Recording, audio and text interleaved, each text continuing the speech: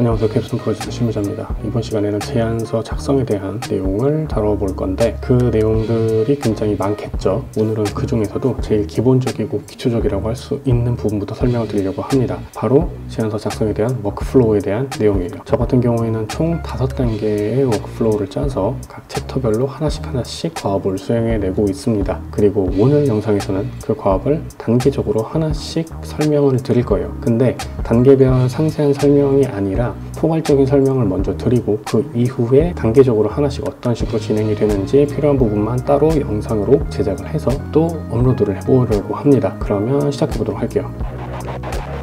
자, 먼저 1단계는 타겟팅입니다. 타겟팅을 별로 안 중요하다고 생각하시는 분들이 계실 수도 있어요. 하지만 타겟팅은 매우 중요합니다. 왜냐하면 이 타겟팅에 대한 내용에 따라서 제안서의 전체적인 업무 흐름이라든가 플로우, 그 다음에 들어가는 내용들, 디자인 이런 것들이 굉장히 많이 바뀌기 때문입니다. 자, 예를 하나 들어볼게요.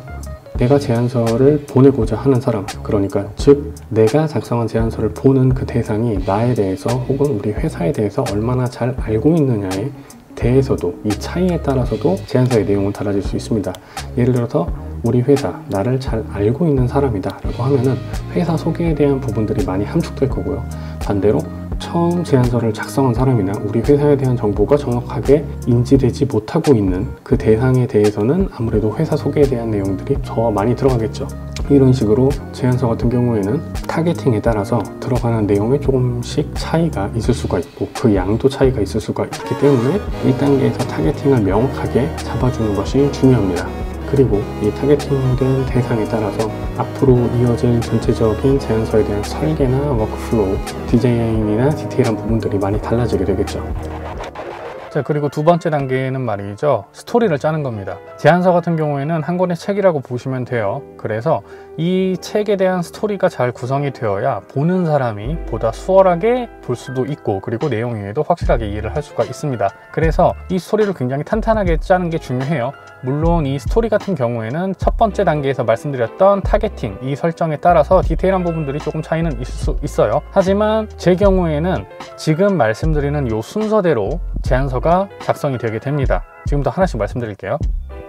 브랜드의 소개, 제안 내용의 짧은 요약, 제안의 배경, 제안 내용에 대한 상세한 부분들, 그 다음에 제안 내용이 필요한 이유, 제안 내용과 기대 효과, 그리고 제안 내용이 최종적으로 정리되는 부분, 이 단계로 제안서 스토리를 짜게 됩니다. 물론 앞서 말씀드렸듯이 1단계 내용에 따라서 디테일한 부분들은 조금 달라질 수가 있고요. 이 순서 역시 달라질 수가 있습니다. 하지만 보통의 경우에 저는 이런 식으로 작성을 하고 있어요.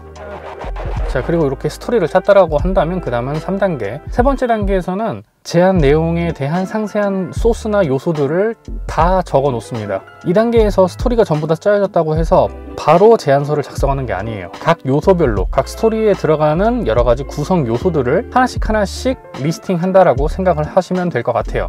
그리고 이때 구성되는 상세한 요소들 있잖아요. 이거는 뭐 이렇게 리스팅이라고 표현을 했지만 순서대로 꼭 적을 필요는 없습니다. 마인드맵 형태로 내가 생각나는 것들을 그냥 쭉쭉쭉 작성을 해나가고 나중 단계에서 이게 한 번 더 정리가 되게 될 거기 때문에 꼭 순서에 얽매일 필요 없이 자유롭게 마인드맵으로 상상을 하고 생각을 해서 리스팅을 해주시면 됩니다. 그리고 만약에 여기서 조금 더 발전을 하게 되면 각 제안된 요소마다 어떤 식으로 표현이 되면 좋을지 머릿속으로 한번 생각을 해보고 그리고 나서 그 하단에 다시 한번 조그맣게 메모를 해주는 거예요. 이렇게 작성을 하게 되면 실제로 제안서를 작성할 때 훨씬 더 수월해지게 되거든요. 훨씬 더 빨라지기도 하고요.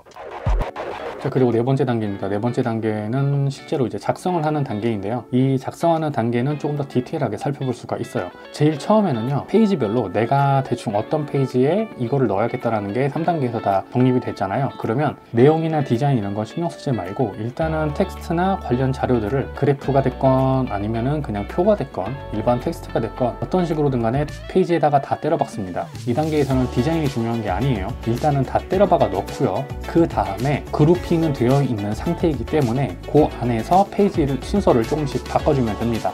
예를 들어서 A, B, C, D라고 되어 있는 이 순서를 뭐 A, B, B, C 이런 식으로 순서를 조금씩 바꿔주는 거죠. 전체적인 스토리나 맥락에 맞춰서 페이지 분류를 다시 하는 겁니다. 자, 이렇게 한 다음에 그 다음에 해당 내용에 맞게 전체적인 템플릿 레이아웃에 맞춰서 톤 앤 매너를 맞춰서 작성을 해주시면 됩니다. 이 디자인에 대한 부분은 제가 별도 영상을 통해서 따로 또 소개를 드릴 텐데, 이번 영상에서는 워크플로우만 설명을 드리는 거라서 이렇게만 설명을 드리고 다음 단계로 넘어가도록 할게요.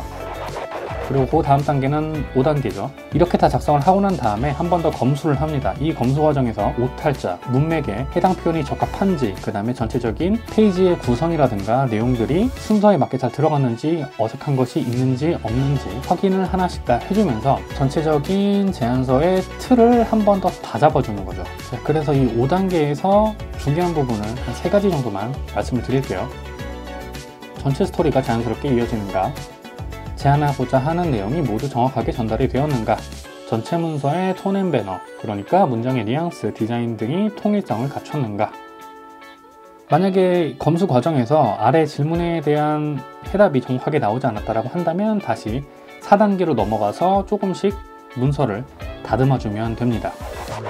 어떤 분들은 제안서 작성이 굉장히 쉽다라고 말하고, 또 어떤 분들은 제안서 작성이 굉장히 어렵다고 이야기를 합니다. 제 경우에는 후자에 가까워요. 제안서를 그래도 광고 대행사나 여러 가지 업무를 보면서 많이 작성했음에도 불구하고 여전히 저에게 있어서 제안서는 매우 어렵고 까다로운 작업입니다. 제안서가 까다롭고 어렵다고 느껴지는 가장 큰 이유 중에 하나는 앞서 말씀드린 것처럼 첫 번째, 타겟에 맞게 스토리라든가 디자인이라든가 내용들을 전부 다 새롭게 조사를 해야 되고요.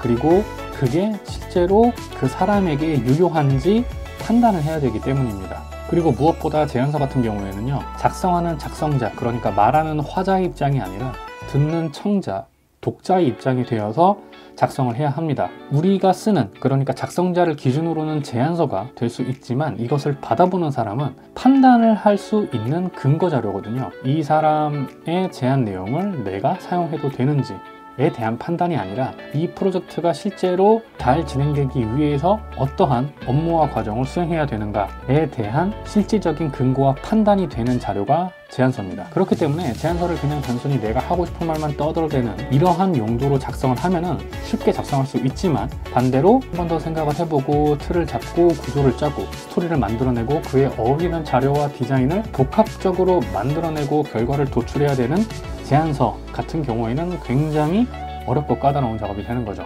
앞서 말씀드렸지만 저는 여전히 제안서를 작업하는 게 어렵고 힘듭니다. 이번 영상의 목적은 저도 어렵지만 저보다 훨씬 더 제안서 작성을 어렵게 생각하시는 분들에게 조금이라도 더 도움이 되고자 하는 마음에서 기획을 하게 됐고요. 그분들에게 조금이라도 더 도움이 되길 바라며 이번 영상 마치도록 하겠습니다. 지금까지, 그리고 앞으로도 저는 플랫폼 프로젝트 실무자입니다. 감사합니다.